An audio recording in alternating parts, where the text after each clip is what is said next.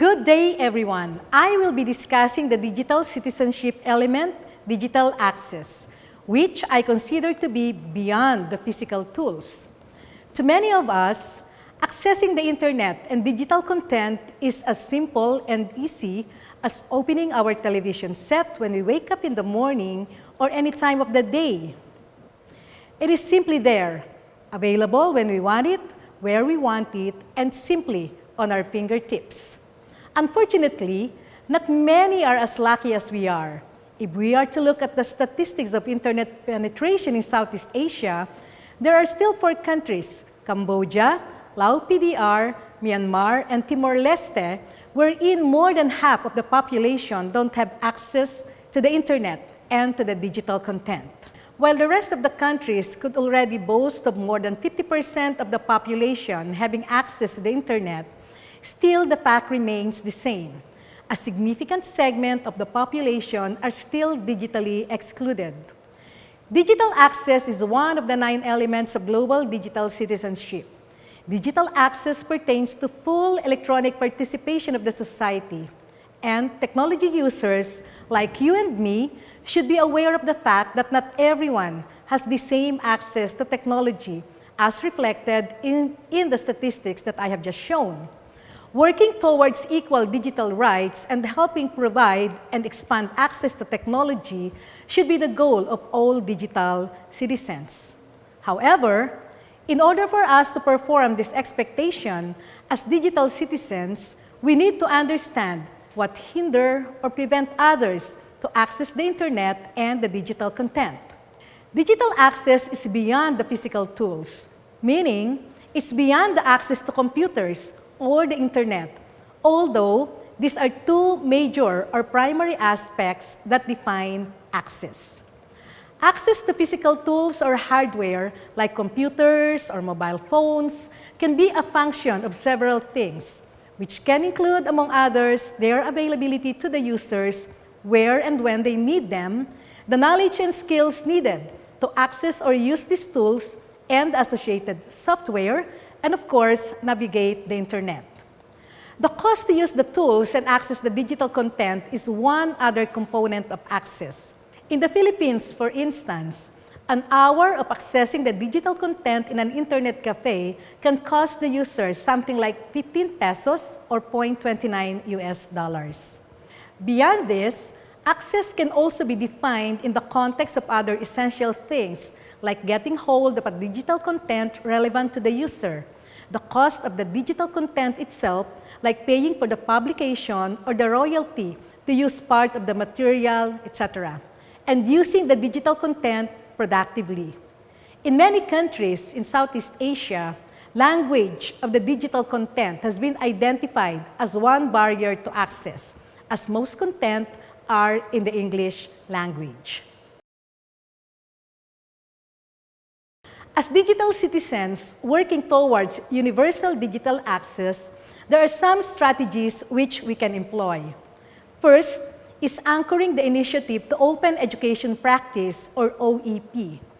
With increased engagements in open education practice by academic institutions and increasing number of educational resources, or OERs, developed by other digital citizens who are advocating for open learning that can now be accessed in the World Wide Web, translation of relevant OERs into the local languages, or even contextualizing them to local culture and dynamics, and sharing them alike is a very important move to eliminating the barrier of cost of digital content.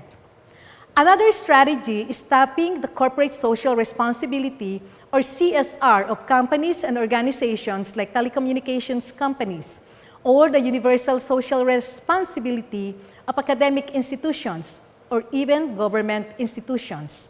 So the training on digital literacy can be done especially for the marginalized sectors of the society. In the Philippines, for instance, there is the government-academe-industry partnership or collaboration which aimed at providing digital literacy training for grassroots women, out-of-school youth, elder persons, even prisoners, to equip them with the necessary knowledge and skills to access digital content. One example of this is the collaboration among the University of the Philippines Open University, the Philippine Long Distance Telephone Company, which is the leading telecommunications company in the Philippines, and the Department of Information and Communications Technology to implement the InfoTeach project, a digital literacy training program. Under this project, the academe develops the training curriculum and trains the trainers. The private company provides the needed financial resources, and the government provides the facilities called the community centers, which can serve as the venue for internet access for free to the members of the community. The initiative made possible the reduction, if not total removal, of two other barriers to accessing digital content: the skills needed to access and the cost associated with the use of the hardware and the internet. One other aspect to ensure universal digital access is to consider the needs of the physically challenged individuals, which may mean making digital content available in various formats. An example of this is the integration of the Web Content Accessibility Guidelines, or the WCAG, in the design of websites, video materials, and online course sites. The role of the government cannot be undermined in putting in place this element of digital citizenship.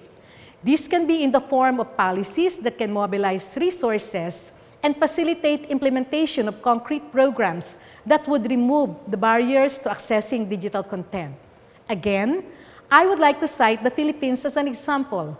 The establishment of the Department of Information and Communications Technology, or DICT, and its implementation of technology for education, employment, entrepreneurs, and economic development, or Tech for Ed project, made possible the establishment of more than 2,000 e-centers in the far-flung areas of the country.